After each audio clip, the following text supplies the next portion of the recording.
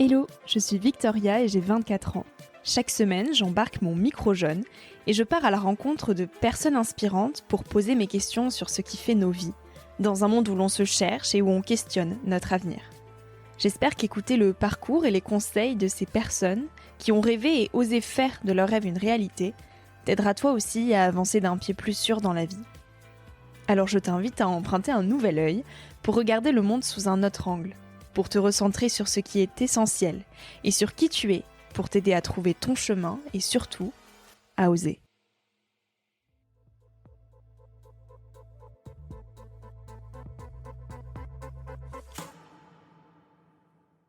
Il y a toujours la vie, quoi. Il y a l'énergie qui est là. Je dirais toujours à 20 ans, faire confiance à cette énergie, faire confiance à sa force, dans toutes les difficultés qu'on peut rencontrer, l'absence apparente de perspective, avoir confiance quand même dans le fait que la vie est là et que non seulement on en est dépositaire, mais on est soi-même un moteur de tout, quoi. Il y a aussi quelque chose du sens de la vie.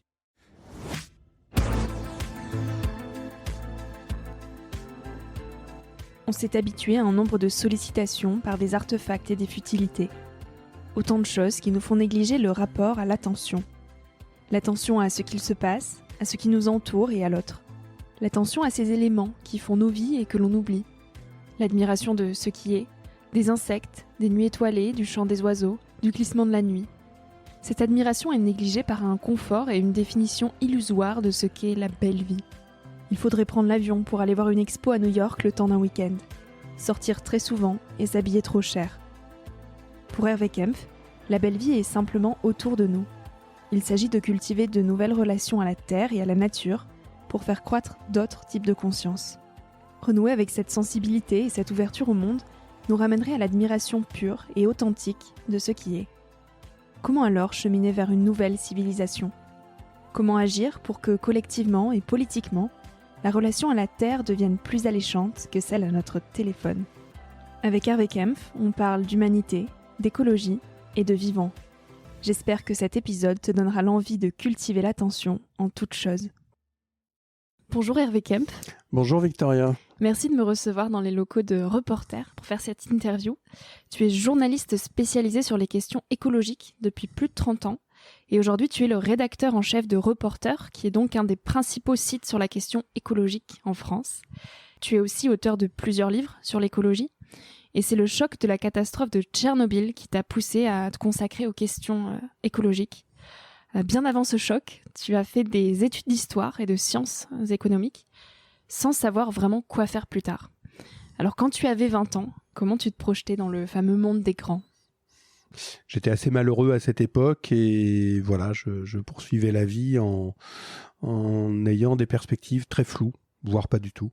J'avais la chance d'être très intéressé par les études que je faisais, par les sujets intellectuels. À 20 ans, c'était plutôt histoire et j'ai fait Sciences Po après. C'était vraiment histoire et sciences éco. Et voilà, donc j'étais assez refermé sur moi-même et sur ces études. Je m'évadais par la recherche intellectuelle, par la vie intellectuelle, par la découverte de ces nouvelles connaissances. Qu'est-ce qui t'a amené vers le journalisme ? Ça, c'était plusieurs années après les 20 ans et j'allais quand même beaucoup mieux, j'avais mieux trouvé ma voie, sauf que je ne savais pas du tout ce que j'allais faire plus tard dans la vie et je faisais Sciences Po, mais les gens qui étaient là-bas m'horrifiaient et voilà, j'étais pas du tout de leur monde, j'avais pas les mêmes amis, j'étais vraiment ailleurs. En fait, je cherchais quoi faire parce qu'au bout de 8 ans d'études, quand même, fallait arriver à quelque chose. Et je suis tombé sur le journalisme un peu par hasard. C'était l'époque des radios libres et on a découvert ça. On a monté une radio avec des amis. Je t'aime FM. J'ai découvert le reportage radio et puis ça m'a donné envie d'être journaliste. Et après, j'ai plus lâché ce fil. Tu crois au hasard dans la vie ? Oui et non, c'est pas que je crois ou que je ne crois pas, c'est que je me pose pas la question. Il y a des hasards qui arrivent, mais les hasards, les bonnes circonstances viennent à un moment où on est mûr pour le recevoir, quoi. Il y a des choses extraordinaires qui peuvent se passer et on est là. Et puis il peut y avoir les mêmes choses qui se passent, mais on n'est pas à l'écoute et on n'est pas prêt, et on les saisit pas, quoi. Donc c'est plus des rencontres qui se font, des rencontres, des coïncidences, mais il y a des logiques de trajectoire peut-être. pour les jeunes qui peut-être se sentent aujourd'hui comme toi, tu te sentais à 20 ans avec une perspective très floue de ce que tu voulais. Est-ce qu'il y aurait des choses que tu aimerais leur transmettre ? Peut-être pour les rassurer ou pour du moins les conforter dans cette idée que les choses arrivent avec le temps. Il y a toujours dans la vie, il y a quand même toujours, même si je prends l'épisode de pire, puisque moi j'étais vraiment dans le marasme à 20 ans, donc c'est en même temps des moments compliqués parce qu'on est en même temps beaucoup d'énergie. Enfin voilà, il y a plein d'envies, de désirs qui sont à cette époque. Enfin, j'en parle maintenant lointainement, mais le souvenir que j'en ai, c'était ça. Mais même dans le marasme, il y a toujours des points d'appui, quoi. Il faut toujours voir dans le côté sombre, tout ce qui est le positif est là, ou je dirais pas que c'est la bouée de sauvetage ou la planche de salut, mais il y a toujours quelque chose sur lequel on peut s'appuyer quand même, me semble-t-il, et il faut repérer ce qui est positif, ce qui est solide, et s'accrocher à ça et le suivre. Sur quoi est-ce qu'on peut s'appuyer justement quand on a 20 ans aujourd'hui et qu'on se projette dans le monde de demain qui nous paraît quand même assez sombre d'un point de vue écologique ? Je dirais qu'il y a toujours, il faut le souhaiter, mais une énergie qui est là, un désir de vivre qui est très fort, qui est évidemment plus fort et que plus tard dans la vie, que peut-être dans les années 50 ou 60. Donc il y a cette énergie qui est là, mais le monde est totalement ouvert. C'est amusant parce que je suis en train de lire Romain Rolland, Jean-Christophe. Je ne sais pas si tu as lu ce roman. Ça me dit rien du tout, c'est la première fois que j'entends le nom. Écoute, c'est extraordinaire. Alors c'est un roman, attention, c'est 1200 pages. Donc on parlait de Zap tout à l'heure, prenez votre temps, quoi. C'est pas TikTok. Hein. Non, c'est là, pas, avec Noël au coin du feu, une bonne mandarine. Voilà, et puis il faut prévoir 2 semaines de lecture ou 10 jours de lecture, mais c'est extraordinairement bien écrit. C'est une pénétration psychologique, waouh, quoi. C'est simplement. Alors le gars, il a été prix Nobel d'écriture. Hein. Il a connu Stefan Zweig, il a connu Freud, il a connu Gandhi. D'accord. C'est un grand monsieur, Romain Rolland. Et donc ce livre raconte justement la jeunesse. Et justement, je suis précisément dans le moment où Jean-Christophe, le héros, a 20 ans. Alors lui, sa vie, c'est vraiment pas gai, il galère, etc. Mais il y a toujours la vie, quoi. Il y a l'énergie qui est là. Et donc, je dirais toujours à 20 ans, faire confiance à cette énergie, faire confiance à sa force, faire dans toutes les difficultés qu'on peut rencontrer, l'absence apparente de perspective, avoir confiance quand même dans le fait que la vie est là et que non seulement on en est dépositaire, mais on est soi-même un moteur de tout, quoi. Même si on ne sait pas comment, on est un moteur de tout. À la limite, c'est pas d'ailleurs seulement à 20 ans, c'est heureusement à toute la vie. Mais cette attitude-là, elle est pour les gens qui se laissent jamais abattre. Et il faut jamais se laisser abattre. Voilà, il y a toujours ce ressort. Et comment cette énergie, on peut la maintenir vive avec le temps pour ne pas qu'elle s'essouffle ? Oulala, c'est des questions. On va arriver à l'écologie après. Non, mais c'est compliqué de généraliser parce qu'après, moi, je ne peux parler que de l'expérience personnelle. Donc, j'ai l'impression d'être assez vivant et d'avoir pu faire des choses dans la vie et d'avoir jamais lâché. Et c'est vrai qu'à partir du moment où j'ai perdu, où j'ai passé ces caps super durs pendant quelques années, voilà, il y a toujours été de l'avant. Peut-être aussi par l'amour. Il y a un moment où on rencontre l'amour, enfin, une personne avec qui on va vivre, avec qui on va avoir des enfants. Enfin, tout ça donne du sens. L'amour, quand même, est aussi quelque chose qui aide. C'est souvent douloureux, mais il y a aussi tellement de bons moments qu'on peut aussi s'appuyer là-dessus. Tu dis, si on ne change pas le système, les événements douloureux vont se multiplier. Alors, je rentre dans le vif du sujet. Quel est le problème fondamental de nos sociétés aujourd'hui ? La cupidité irresponsable et criminelle de l'oligarchie.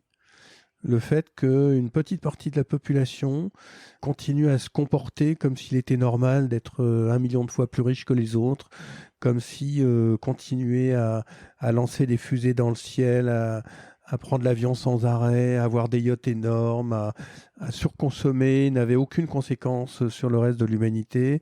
Voilà, je crois que c'est vraiment en ce moment ce qui pèse et qui est le verrou qui bloque énormément de choses. Alors on pourrait appeler ça le capitalisme, on peut appeler ça le productivisme, tous les mots qu'on peut, mais au bout d'un moment, puisqu'on parle là d'humain, il y a au bout d'un moment la responsabilité de gens, quoi, qui continuent à se comporter de manière totalement irresponsable. et qui donc génèrent à la fois des rapports d'inégalité énormes, qui utilisent leur pouvoir pour maintenir un système qui détruit la nature, qui continue à accepter des misères abominables en considérant que ça fait partie de la vie, et qui ont des projets pour l'avenir qui sont eux aussi absolument déshumanisés, quoi. Comment tu expliques l'irresponsabilité de cette humanité, parfois ? Je ne l'explique pas. Je pense qu'il y a... Je ne sais pas pourquoi les Musk, les Bolloré, les Arnault, les Pinault, les Trump, tous ces gens-là se comportent de cette manière. J'ai vraiment du mal à le comprendre. L'ego, peut-être. Oui, l'ego, et puis c'est des constructions sociales, et puis au bout d'un moment, il y a des choses qu'on peut appeler la lutte de classe ou je sais pas quoi, et puis le maintien des avantages acquis, mais dans l'ego, puisqu'il y a quand même toujours une dimension psychologique dans les phénomènes sociaux, là, j'en suis d'accord, mais tout ne se résout pas à des problèmes psychologiques, il y a des problèmes d'ego, mais dans la dimension psychologique, il y a aussi un contentement de soi, une suffisance, voilà, une suffisance qui oublie qu'on on ne progresse dans la vie qu'en fait que parce qu'il y a les autres et qu'on peut s'appuyer sur les autres. On va revenir à l'histoire des 20 ans. Je sais pas, on va prendre un type comme Elon Musk qui est en ce moment l'homme le plus visible et le plus tapageur aussi d'ailleurs. Hein. On peut imaginer que ce monsieur aussi à 20 ans se comportait normalement, avait les mêmes questions que tu poses et peut-être qu'il a eu des difficultés et puis après il a eu cette force de vie dont parle Romain Rolland. Pour avoir lu sa biographie, il se comportait précisément comme toi, c'est-à-dire qu'il était dans son monde et il se coupait complètement des autres. Oui, plus ou moins autiste, comme on dit. Enfin, Oui. que les autistes m'excusent, mais j'ai compris aussi qu'il était un peu... Mais malgré tout, il est arrivé maintenant à un point où il devrait savoir ce qui se passe autour de lui, quoi. Bien sûr. Et clairement, au bout d'un moment, ces gens-là sont dans des logiques... très personnelles et en fait au bout d'un moment c'est en ce sens-là que c'est un problème d'ego, leur propre personnalité les emplit totalement. On fait rien. Enfin, moi, je disais tout à l'heure, à un moment, il y a l'amour. C'est aussi, ça aide à faire des choses. Au bout d'un moment, on fait des choses. Moi, les choses que j'ai faites, j'ai toujours faites avec d'autres. Alors, on peut dire, tiens, Hervé, il a fait ça, ça et ça. Mais en fait, si j'avais été seul, il n'y aurait rien eu, quoi. Et je crois que c'est quasiment pareil pour tout le monde. Sauf vraiment des grands génies comme Michel-Ange, comme Einstein. et même Michel-Ange. Oui, même Einstein. Einstein était en relation totale avec tous les grands physiciens de son époque. Il n'était pas seul. Michel-Ange était en dialogue avec le pape, je ne sais plus lequel. Il avait des assistants. Il était dans un dialogue avec les grands artistes de son époque. Donc, même des génies aussi grands étaient en relation avec tout le monde. On se bâtit en relation. Et je pense que l'aspect un peu dramatique de l'époque, enfin, qui prend un aspect dramatique à cause de la catastrophe écologique qui est en train de se produire, tient en partie à ça. Ces gens sont dans une idéologie, parce qu'au bout d'un moment, c'est une idéologie totalement individualiste, où ils croient que s'ils sont ce qu'ils sont, c'est grâce à eux. Non, c'est pas grâce à eux, c'est grâce à tout le tissu de relations qui leur a permis d'être là et dont ils ont profité. Mais ça, ils l'oublient et eux profitent du monde en l'écrasant, parce qu'en ce moment, ces gens font beaucoup, beaucoup de mal. Et nous vendent aussi cet idéal de la croissance et du toujours plus. Pourquoi il y a une telle obsession de la croissance aujourd'hui ? Parce que si on remet en cause la croissance, on remet en cause les rapports sociaux. On ne peut pas aborder dans la situation du début du XXIe siècle. Hein, je ne définis pas des caractères généraux pour toutes les époques, etc. Mais comme on est à un moment historique précis, en 2022, 2023, 2024, on est à ce moment un peu charnière sur plusieurs décennies de l'époque. La poursuite de la croissance économique entraîne une destruction du monde. Remettre en question la croissance économique globale, c'est remettre en question la distribution des richesses. Parce que il est évident qu'on ne va pas demander la même réduction de la consommation à tout le monde. On va pas demander, on parlait du migrant tout à l'heure qui vient de Guinée, ou même du jeune homme de 20 ans, ou la jeune fille de 20 ans d'ailleurs, la jeune femme de 20 ans qui est à Romorantin et qui galère parce qu'il n'y a pas de boulot et que faire, etc. C'est pas à elle ou à lui qu'on va demander de réduire sa consommation. Donc c'est d'abord à Monsieur Musk, c'est d'abord à Monsieur Pinault. On va leur dire arrêtez avec vos voitures, vos yachts, vos 15 maisons, vos voitures énormes, c'est fini tout ça. Donc il y a un enjeu de redistribution des richesses et ils ne veulent pas. Donc, on est coincé par ça. Vraiment, la question sociale est au cœur en ce moment de la question globale. Et d'ailleurs, tu parlais d'humanité. L'humanité, c'est très intéressant de parler d'humanité parce qu'en fait, elle est maintenant une société quasiment unie. Oui. Culturellement, on est unis par la mondialisation, par les avions, par la radio, par la culture télévisuelle, par mille choses, par les migrations. Enfin voilà, d'un bout à l'autre de la planète, de Jakarta à Guatemala Ciudad, en passant par Paris ou par Pékin, grosso modo, on sait comment les autres vivent et on a un univers matériel qui est assez comparable. Donc la société, elle est culturellement unie maintenant. Et donc, on est aussi confronté à ce défi écologique énorme qui est au demeurant passionnant. Enfin, on peut le voir de manière positive, peut-être qu'on y reviendra. Donc, on a toutes ces inégalités. Et ce qui bloque de changer la trajectoire de croissance, c'est le système ne veut pas remettre en cause les classes dirigeantes, les oligarques ne veulent pas remettre en cause la distribution des richesses. Pourquoi on veut pas? Parce que ça dérange, parce que c'est verrouillé, parce que c'est compliqué? On revient à l'ego de tout à l'heure. Ils sont persuadés qu'eux-mêmes sont des gens extraordinaires, qu'en fait, le confort et la belle vie, c'est prendre l'avion pour aller voir la dernière expo à New York.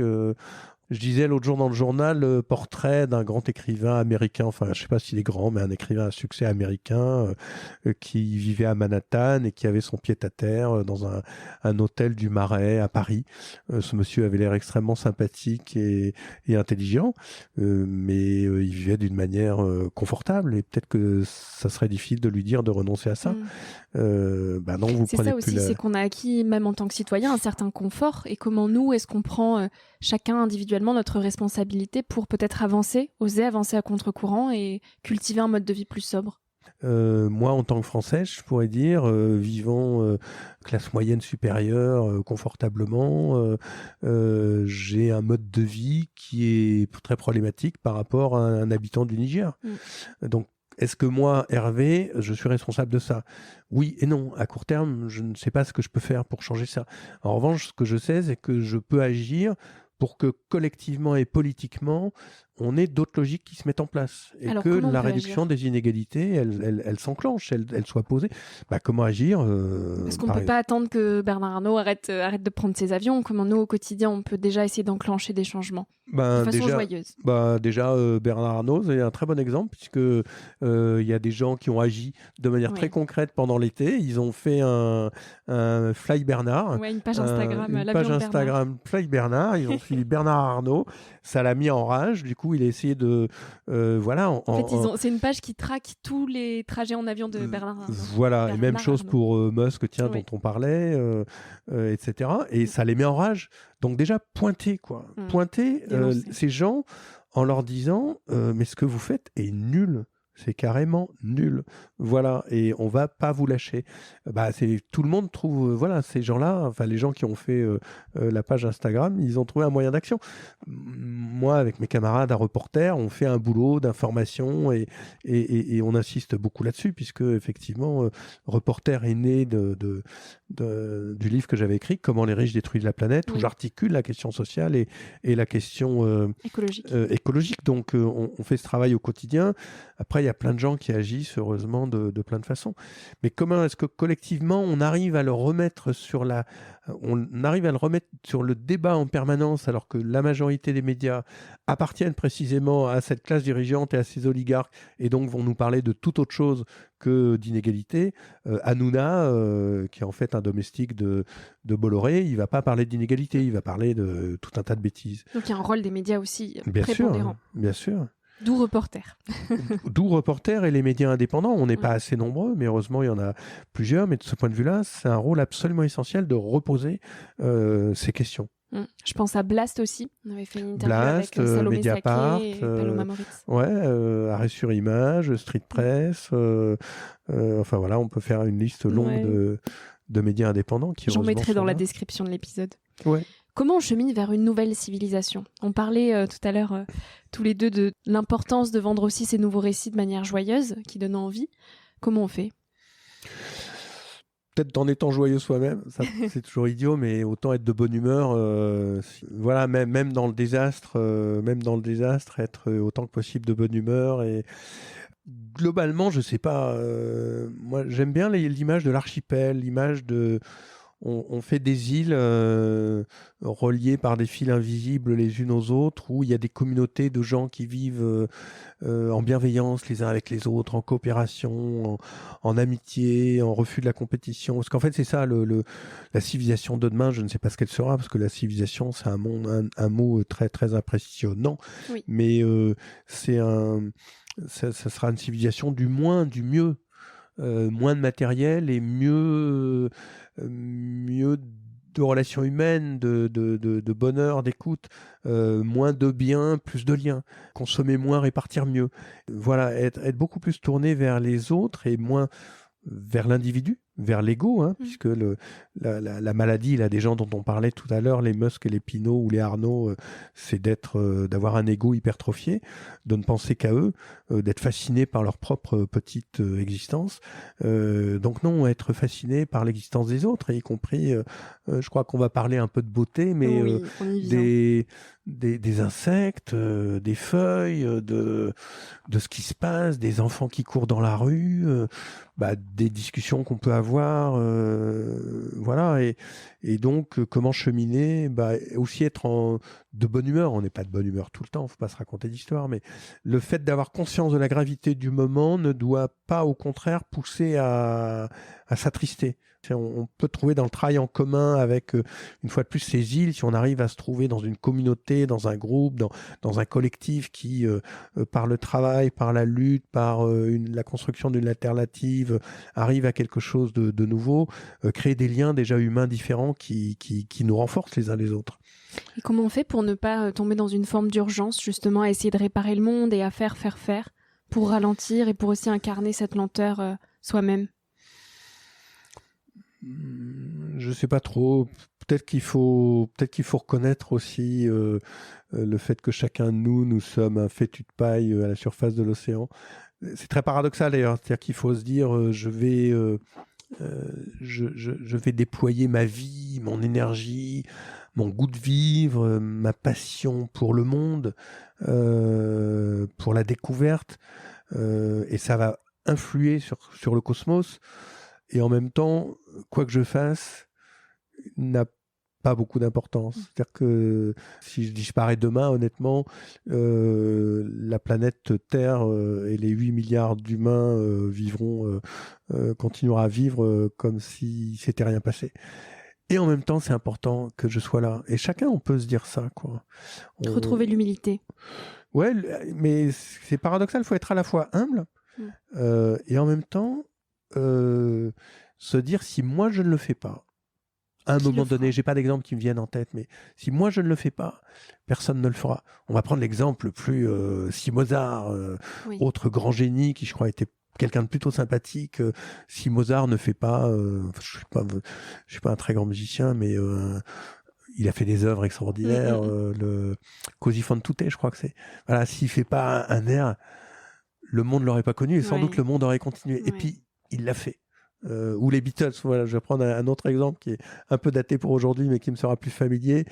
Ok, si les Beatles font pas Sgt Pepper, peut-être qu'il se serait rien passé, peut-être que le monde aurait continué, mais ils ont fait Sgt Pepper, un disque incroyable et quelque chose a changé. Donc il faut être à la fois je vais pas m'épuiser à vouloir changer le monde qui ne veut pas changer et me désespérer, mais en même temps il faut que je le fasse. Donc essayer de trouver un juste équilibre entre ne pas non plus peut-être sacrifier toute sa vie pour cette cause-là et en même temps essayer de mettre sa patte. Chacun cherche sa voie, mais il y a des gens qui vont se sacrifier.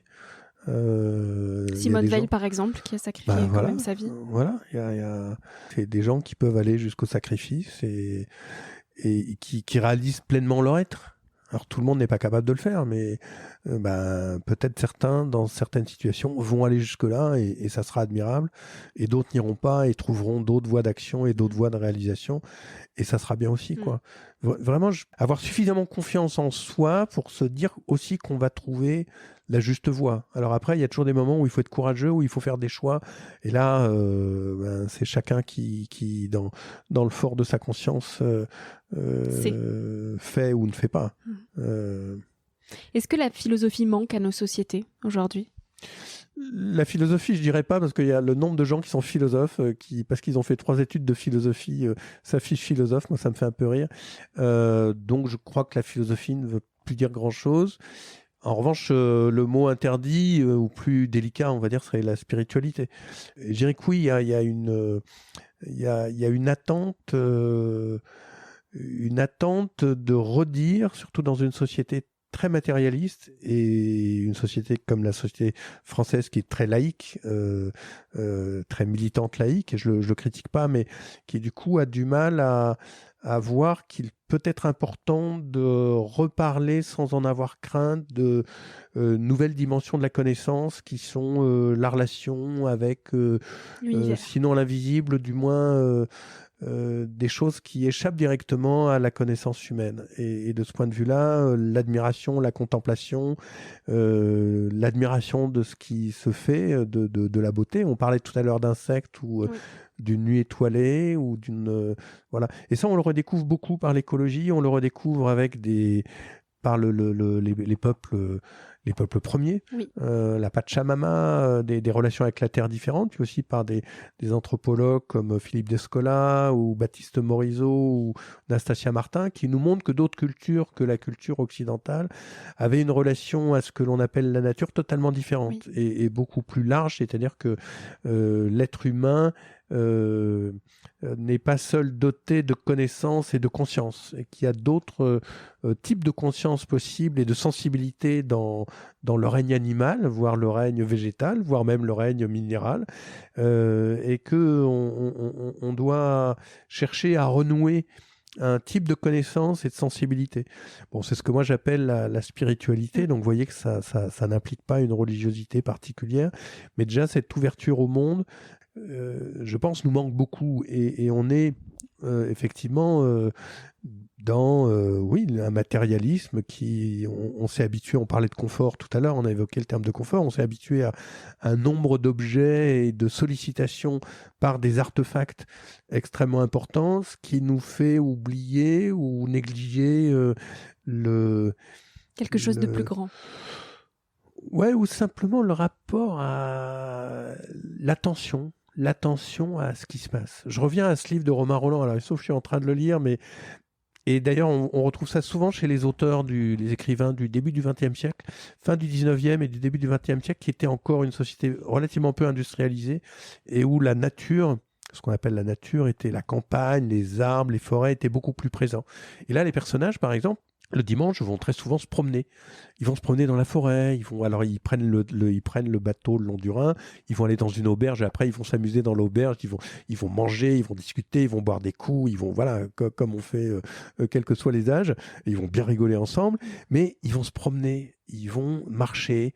Et Romain Rolland décrit très bien le frémissement des arbres, le chant des oiseaux, le glissement de la nuit. Enfin, vous voyez, tous ces éléments qu'on oublie et qui font partie de la vie aussi. Alors, c'est une partie, c'est sans doute ça qui manque à notre monde. Et du coup, alors le terme de spiritualité, il est à la fois vague et très impressionnant, mais il y a aussi quelque chose du sens de la vie. Oui. C'est clair que quand on nous promet, ils veulent à tout prix, par exemple, qu'on ait des 5G, qu'on achète le nouvel iPhone qui a le 5G, et puis ils voudraient qu'on achète une SUV, et puis sans doute ils voudraient que tout reparte comme avant et qu'on puisse prendre l'avion pour aller à Dubaï ou je sais pas où. Mais quel est le sens de ça, quoi? Quel est le sens d'avoir un téléphone 5G pour avoir encore plus de TikTok et pouvoir passer de plus en plus de vidéos sur Instagram? Enfin... Justement, il y a Sébastien Boller qui a écrit un livre qui s'appelle « Où est le sens ?» et qui fait très précisément ce lien entre la spiritualité et l'écologie. Et il conclut d'ailleurs son livre avec un chapitre entier sur la spiritualité, où il dit que c'est une voie, si ce n'est la voie possible pour essayer de pallier à ces problèmes-là. Et il ose mettre le mot spiritualité. Ben, vous voyez, il y a plusieurs personnes qui le font en ce moment, donc très bien. Ça veut dire qu'il y a ça sourd. Vous voyez ce que veut dire ce mot sourdre? Oui. Ça, peu à peu, ça monte, et l'idée de retrouver du sens dans le grand désordre actuel est très nécessaire. Alors, comment on peut réapprendre à s'émerveiller du vivant quand on vit en ville, par exemple? Surtout là, on est en hiver, donc tout est tellement gelé, froid, triste. Voilà, la ville est vraiment dure en ce moment. Elle est pas belle. Même les jardins sont paralysés, tétanisés. Enfin, tout se recroqueville, tout se contracte. Tout hiberne et se protège contre le froid. Mais la ville elle-même est source d'admiration. Enfin, c'est en plus bon. Là, on parle à Paris. Il y a plein de gens qui sont pas à Paris, mais j'imagine qu'ils vivent aussi dans des belles villes ou dans des beaux villages ou je sais pas où. Mais il y a plein de choses à voir, quoi. Il y a plein de choses à voir. Il y a des visages, il y a des lumières, toujours des anecdotes qui se passent. Je sais pas. Tout à l'heure, j'étais sur un métro. Alors, j'attends le métro. Bon, ça va, en ce moment, je suis un peu au ralenti, donc du coup, je suis plus attentif encore à regarder les choses. Et voilà, il y avait tout le métro, les gens, ils attendaient, beaucoup regardaient leur téléphone, ils étaient fermés. Puis il y avait 3 jeunes là qui discutaient tout simplement entre eux, joyeusement. Ouais. Et voilà, ça faisait une sorte de tache colorée, une petite scène. Puis les autres à côté étaient dans leur vie, c'est très bien. Mais voilà, il y avait ce petit théâtre qui était là, puis ces 3 personnages qui étaient vivants parmi un théâtre d'ombre. Il y a à voir ça, quoi. Essayer de cultiver la joie au quotidien, finalement, c'est peut-être ce qui nous sauvera. Et retrouver cet état d'enfant, dans le fond, c'est peut-être ça. J'ai un peu tendance que quand on n'est plus enfant, on a du mal à retrouver ce que c'est qu'être un enfant. La seule façon qu'on puisse le faire, c'est en observant des enfants. Bon, moi, maintenant, je suis dans le stade du grand-père, donc j'essaie d'observer les petits-enfants, mais je ne sais pas ce qu'ils passent dans leur tête. Alors...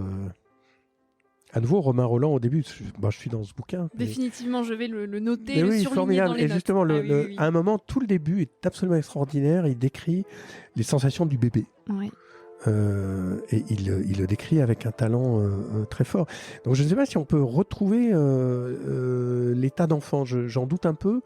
Mais retrouver une attention au monde, passer par l'attention, la pause, se dire tiens, j'essaye d'arrêter. Alors il y a des gens qui passent par la méditation, par exemple. Oui. C'est très à la mode et c'est très bien.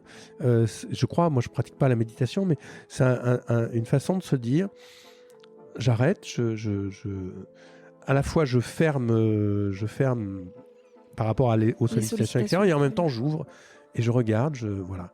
Peut-être par là, on peut retrouver beaucoup de sensibilité. Mais si on parle, par exemple, on parlait tout à l'heure des oiseaux, des arbres, de la sensibilité avec le monde dit naturel, pour y être sensible, on s'arrête, on regarde, on écoute, on essaie de plus bouger, on essaie de s'oublier, on est attentif au monde et on va voir quelque chose. Et sortir de cette urgence, de cet instantané, de ce vide, de ce faire, qui est très compliqué aujourd'hui. Ouais.